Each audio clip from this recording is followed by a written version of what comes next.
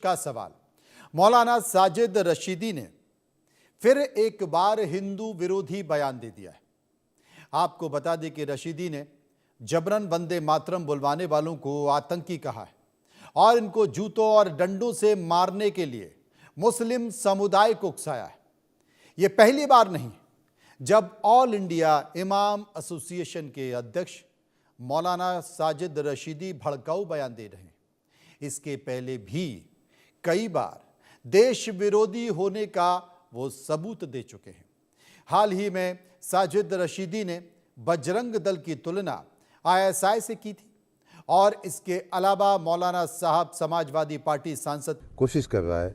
मैं तो कहूँगा कि उसको देश के हित में उसको कुछ न कुछ यहाँ से करके बाहर निकाल देना चाहिए। इसी मुद्दे पर चर्चा करेंगे, समझने की कोशिश करेंगे और जानने की कोशिश करेंगे कि मौलाना रशीदी आखिर क्यों इस बात का जिक्र कर रहे हैं। अमितोष पारिक, प्रवक्ता बीएचपी, मेरे साथ मौजूद हैं। पंडित राकेश चतुर्वेदी, हिंदू धर्मगुरु, मेरे साथ मौजूद हैं।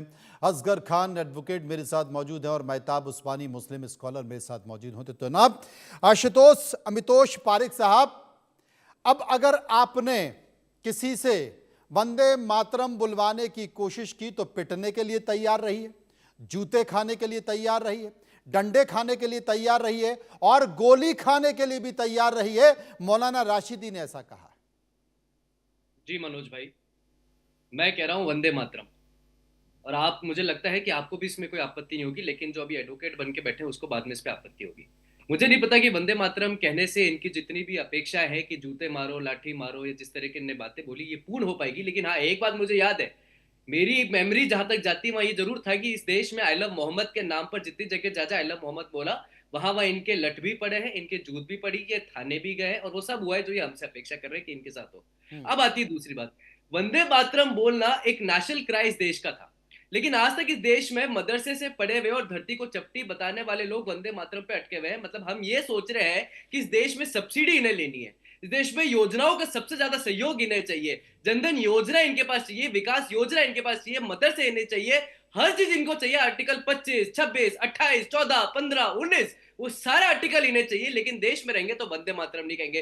तो मुझे लगता है कि इन्होंने अपने ही जो पूर्वज थे उनका अपमान करा है। हमारा तो क्या अपमान करेंगे, इन्हें मौलाना अबुल कलाम आजाद का अपमान करा है, क्योंकि उन्होंने तो वंदे मातरम को वहाते दीन कहा था, उन्होंने तो वंदे मातरम को सुलह कुल कहा था। वहाते दीन होता है कि पीस का साइन, और सुलह कुल होता है यूनिवर्सल पीस। इन्होंने जो अपमान करा है वो हाफिज अहमद किदवई का करा है। उन्हें तो मुस्लिम लीडर होते हुए नेहरू की सरकार में वंदे मातरम का सहयोग करा था। इन्होंने जो अपमान करा वो आरिफ मोहम्मद खान का करा है, क्योंकि आरिफ मोहम्मद खान ने तो कहा था वंदे मातरम जो है मेरी माँ का वर्णन है। लेकिन इस देश में रहते हुए लगातार तरीके से जिहाद की बात करना, बांग्लादेश हिंदुओं के ऊपर में आते तो बोलते मुझे बांग्लादेश से क्या है, लेकिन यहाँ से कोसुधूर जो फलस्तीन है उसके लिए यहाँ छाती ठोक लेते हैं। और ये हमारे लिए नहीं कह रहे, कुछ दिनों पहले उन्होंने मदरसे सर्वे के लिए भी यही सेम शब्द कहते कि मदरसे का सर्वे करने आए तो उनके जूत मारो। इन्होंने उस समय डिंपल यादव का भी अपमान करा था, इन्होंने हमारी देवी देवताओं का भी अपमान करा था, लेकिन हम उन्हें मौलाना कहते हैं। मुझे लगता है देश बहुत समझदार है, यहाँ का संविधान बहुत समझदार है। इनकी सब्सिडियां बंद करो, इनको मौलाना इनकी पदवी बंद करो, और जो जो जिस देश में इनका बेनिफिट हो रहा है वो बंद करो। पता चल जाएगा वंदे मातरम बोलना है या आई लव मोहम्मद बोलना है।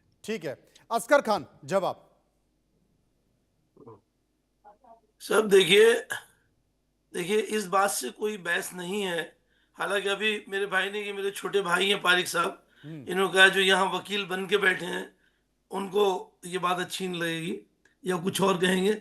हम बन के नहीं बैठे हैं, हम वकील हैं, पहले तो ये बता दें, आपका हमें मालूम नहीं। और जहाँ सवाल कि आरिफ मोहम्मद खान ने ये कहा, उन्होंने वो कहा, हमारे यहाँ सबको अपनी अपनी कब्रों में जाना है।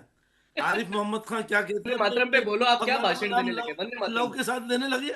अच्छी बात है, कोई बुरी बात नहीं। हम नहीं कह रहे कि तुमने गलत किया, लेकिन तुम कहते हो कि हमने गलत किया, ऐसा भी नहीं है। और जहां तक जूतों का सवाल है, जूते कोई किसी इस बात पे नहीं मार सकता, और मारेगा तो एक जूते के 10 जूते खाएगा।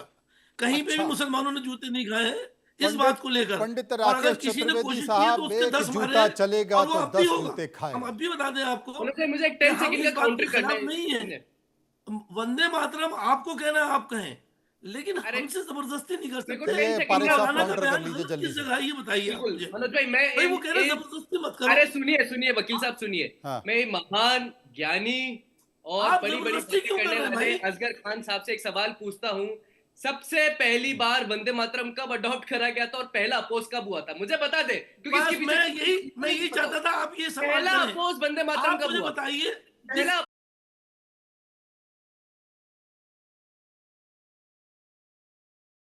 तुम्हारी स्थितियां हो रही है, उखाड़ के फेंक दिए जाओगे, यह चीज आपको सुनना अरे चाहिए। वो और बंदे उसकी मातरम फिक्र हम मत गर्व करो। से कहेंगे, गंगा मैं कहूं करके आने वाले जो आप जिसको अल्लाह कहते हैं उसके समतुल्य। अरे बाकी के लोग भी हैं, उनसे भी बात कर लें। मेहताब उस्मानी मेरे साथ है, एक बार सुन उनके पास लीजिए चलेंगे। जरा। ये खत्म नहीं होगी, इतनी बात तो ये जवाब बहस तो खत्म सुन नहीं लीजिए होगी, भाई, समय कम है। तो मेहताब देखिए उस्मानी एक बार जवाब उनकी भी भी तो राय ले लें, सुन वो भी तो बैठे हुए हैं, शांत बैठे हुए। सिर्फ मेहताब एक उस्मानी, बात आपका बता जवाब। दीजिए। फिर वंदे मातरम को जबरदस्ती क्यों कह? किसी आदमी को नहीं है मर्जी, नहीं कोई ऐसा संविधान में कोई ये तो नहीं है कि जबरदस्ती करके आप किसी आदमी को फोर्स करेंगे कि नहीं तुझे बोलना है। क्यों भाई, ये कहीं कहाँ लिखा है संविधान में या कानून में कहाँ है इसका प्रोविजन कि आप जबरदस्ती किसी से वंदे मातरम बुलवाओगे?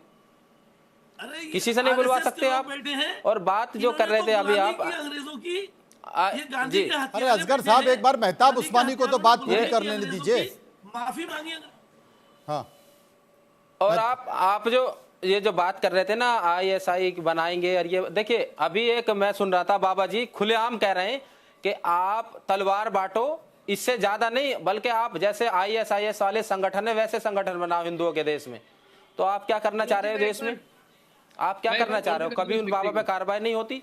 उन बाबा पे कभी कार्रवाई नहीं होती जो देश में ISIS बनाना चाहते हैं? तो ये देश का माहौल खराब करने के लिए इन लेकिन लोगों को मेहताब अच्छी खासी उस्मानी फंडिंग साहब, होती है।